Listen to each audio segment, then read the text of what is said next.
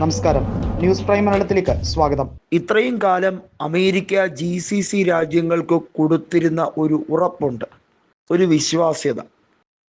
ഇവർ തമ്മിലുള്ള കരാറുകൾ, വ്യവസ്ഥകൾ എല്ലാം തകിടം മറിയുന്ന ഒരു കാഴ്ച കൂടി ഈ യുദ്ധത്തിൻ്റെ പരിണാമമായി നമുക്ക് പറയാം. എന്ന് പറഞ്ഞാൽ ഇറാനും അമേരിക്കയും തമ്മിൽ നടത്തിയ പോരാട്ടത്തിനൊടുവിൽ ഭീമമായ നഷ്ടം വന്നിരിക്കുന്ന അമേരിക്കയ്ക്ക് തന്നെയാണ്. കാരണം അമേരിക്കയുടെ മിഡിൽ ഈസ്റ്റിലെ ബിസിനസ് ഏകദേശം തകർന്ന് തരിപ്പണമാകുന്ന അവസ്ഥയാണ്.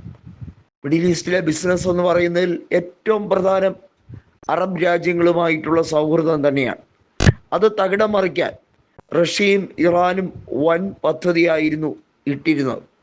അത് ഏറെക്കുറെ അവർ ആഗ്രഹിക്കുന്ന റൂട്ടിലേക്ക് തന്നെയാണ് കാര്യങ്ങൾ എത്തപ്പെടുന്നത്.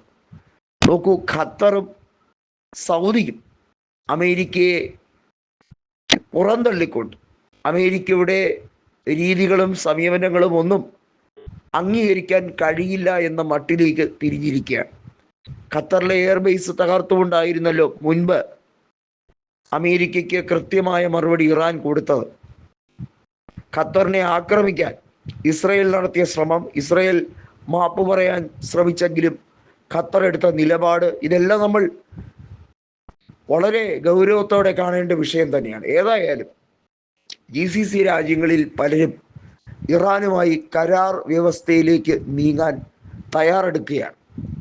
അവിടെ മൂന്നാമതൊരു രാജ്യം ഉറപ്പ് കൊടുക്കുന്നുണ്ടെങ്കിൽ ആ രാജ്യം റഷ്യയാണ്. റഷ്യയുടെ കൃത്യമായിട്ടുള്ള ഇൻവെസ്റ്റ്മെൻറ്റ് അതുകൂടി കണക്കിലെടുത്തുകൊണ്ടായിരിക്കും GCC രാജ്യങ്ങൾ പുതിയ ചുവട് വയ്ക്കുന്നത്. ഇവിടെ എടുത്തു പറയേണ്ട ഒരു കാര്യമുണ്ട്. ഇറാൻ കഴിഞ്ഞ 2 ദശാബ്ദത്തിലേറെ കാലമായി അമേരിക്കയോട് പൊരുതുന്നത് സ്വന്തം നിലനിൽപ്പിന് വേണ്ടിയും അതുപോലെ തന്നെ ആ രാജ്യത്തിൻ്റെ വ്യക്തിത്വം സംരക്ഷിക്കാൻ വേണ്ടിയും ഒക്കെയാണ്. ഇറാനെ കൊണ്ട് പരമാവധി കഴിയുന്ന വിധത്തിൽ ഡിഫൻസ് ചെയ്തു വന്നിരിക്കുകയായിരുന്നു. നമുക്കറിയാം, 12 ദിവസം ഇസ്രയേലുമായി നീണ്ടുനിന്ന യുദ്ധം, അന്ന് ഇറാനോട് അമേരിക്ക പറഞ്ഞ അൺകണ്ടീഷണൽ സറണ്ടർ, അതിനുശേഷം ഖത്തറിലെ എയർബേസ് തകർത്തുകൊണ്ട് ഇറാൻ നൽകിയ മറുപടിക്കൊടുവിൽ ഒരു താൽക്കാലിക വെടിനിർത്തൽ നിലവിൽ വരുന്ന സാഹചര്യമുണ്ടായി. പക്ഷേ അപ്പോഴും അമേരിക്ക കഴുകൻ കണ്ണുകളോടെ ഇറാനെ തകർക്കാൻ മറ്റ് മാർഗങ്ങൾ അവലംബിക്കുകയായിരുന്നു എന്നുള്ളതാണ് വാസ്തവം. ഇവിടെയാണ് ഇറാൻ പുതിയ കണക്കൂട്ടലുകൾ നടത്തുന്നത്. മുൻപ് പറ്റിയ ചതി, അതിൻ്റെ ഭാഗമായി തങ്ങളുടെ പരമോന്നത നേതാവായ ആയത്തുള്ള അലി ഖമനേയെയും അതുപോലെ തന്നെ പ്രധാനികളായിട്ടുള്ള നേതാക്കളെയും ഒക്കെ നഷ്ടപ്പെടേണ്ടി വന്ന സാഹചര്യം അത് നന്നായിട്ട് ഇറാൻ അറിയാം.